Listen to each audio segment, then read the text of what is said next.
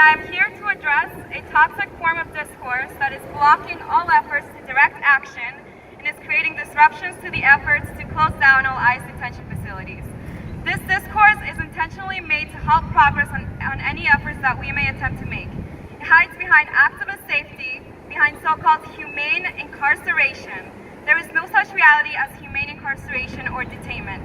This is a farce spread to put hesitation in those who have the interests of immigrants as priority. ICE detention facilities are a concentration camp holding people whose only crime is pursuing the American dream.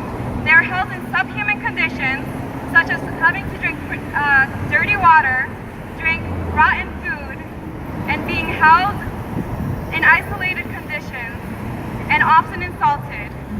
But yet, the argument is that these conditions are better than our attempt to break down ICE and our attempt to emancipate these people. ICE is a fairly new agency. It is not the norm, and it is not something that cannot be challenged. It was created to deal with safety concerns after 9/11 and used to deal with the Latin American refugees that U.S. intervention has created. Any attempt to imprison human lives should be tackled, and we will not allow any agency to exist without our resistance.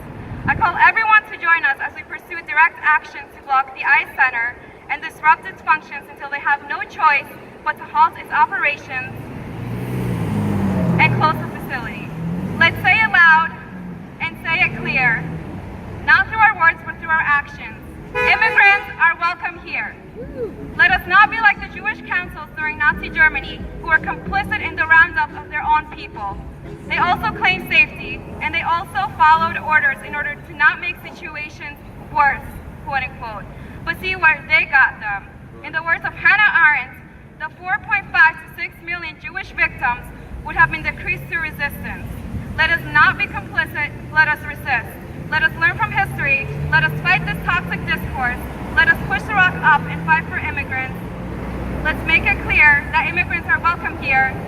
Let's direct our actions to close down the Essex County detention facility so that this action may spread over and all ICE detention facilities have no option but to close. Thank you.